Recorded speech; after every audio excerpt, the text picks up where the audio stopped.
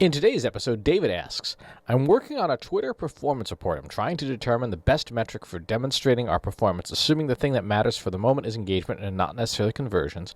My feeling is that engagement rate could potentially be the most valuable, albeit imperfect metric, since absolute numbers like retweets, likes, and replies can fluctuate based on how many times we tweet in a given month, plus general seasonality. Is that a fair assumption? What KPIs do you use? Thanks in advance. Okay. Conversions do matter. You're going to find that the report is of a lot less interest to people if it does not talk about how you're helping support the business. So let's get that out of the way first. Your report has to address conversions. If it doesn't, you will be asked to at some point. Take care of that up front.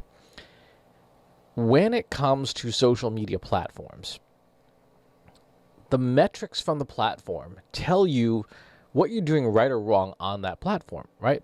They tell you, this tweet worked, that tweet did not work, or this many people started following you because of that tweet.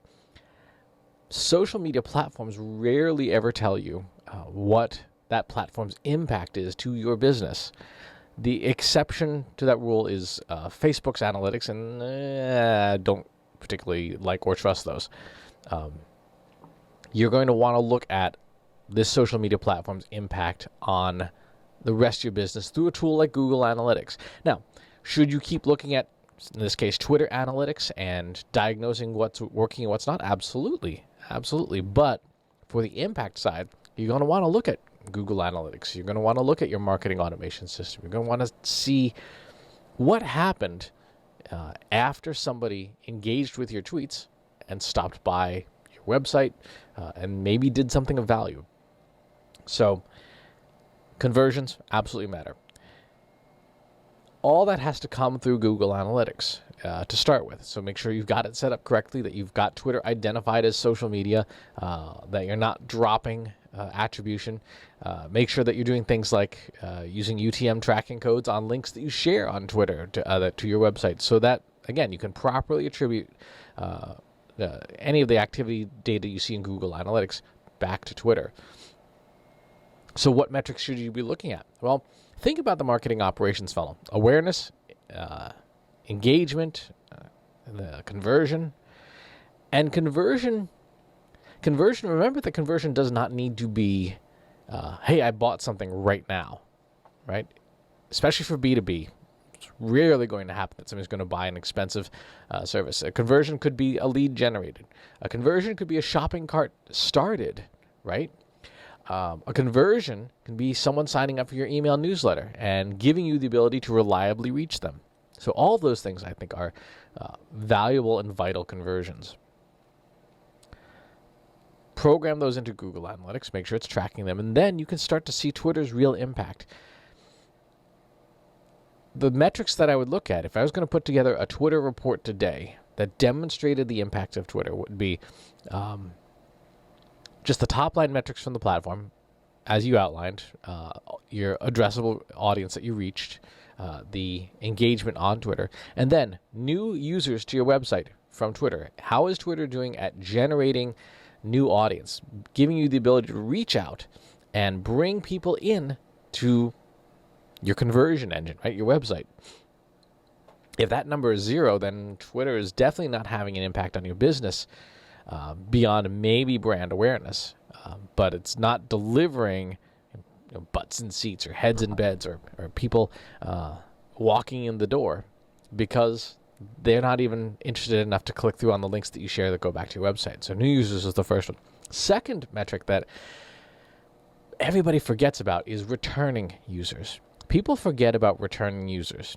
Returning users are people who are coming back to your website. They found something of sufficient value that they're like, okay, I'm going to keep coming back. I'm going to keep reading your blog posts. I'm going to keep doing these things. And if they're doing it from Twitter, that's showing you that your Twitter audience is engaged, is paying attention to you. And then when you share something new, like a new blog post or a new white paper or a new announcement about a product, and it gets people to come back, that's a good thing. That means that your Twitter audience is loyal to you. And you'll want to compare it to, say, like your Facebook audience and their returning users and things to see, does Twitter do a better job than average of bringing people back? And third, are those conversions, right? Newsletter signups, email marketing signups, lead generation, prospect generation, whatever the thing is that your business does with its website.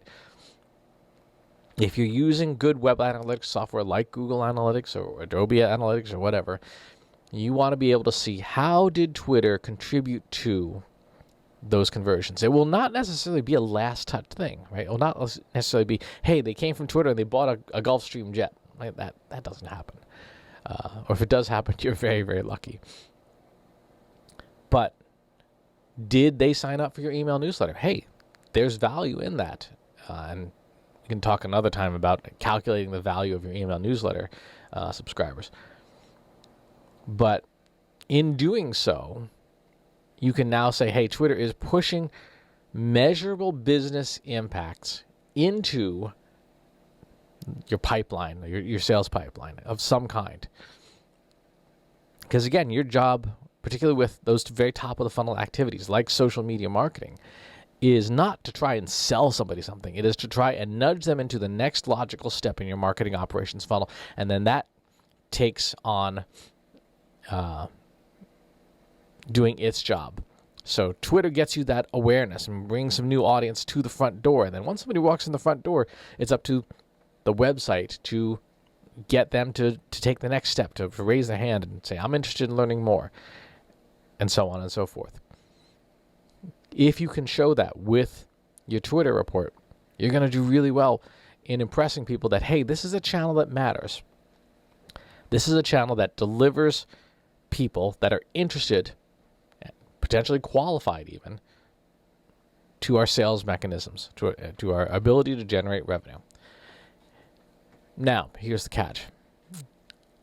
You may find that when you put together a report like that, that Twitter doesn't generate impact for you. For some companies, it's not the place. For other companies, it absolutely is the place. It depends on your audience. But when you do this report, expect the unexpected, and also expect people to ask, okay, this was great. Can you do this for LinkedIn, for Facebook, for Pinterest, for Instagram? And even if nobody asks you for that, you should plan to do that so that you can compare apples to apples with the same types of numbers from Google Analytics. What channel is delivering real results? Where should you spend your time? If the answer is Facebook or Instagram or YouTube, then you know that. And once you establish that, then you can change your strategy, you can change your ad spend, you can pivot your tactics to where you're getting the juice. All right, so that's what I would say goes in that Twitter report. Yes, the top line metrics, and then your marketing operations funnel data from your web analytics that say, here is the impact of this platform. If you have follow-up questions, leave them in the comments box below. Subscribe to the YouTube channel and the newsletter. I'll talk to you soon. Take care. Want help solving your company's data, analytics, and digital marketing problems? Visit trustinsights.ai today and let us know how we can help you.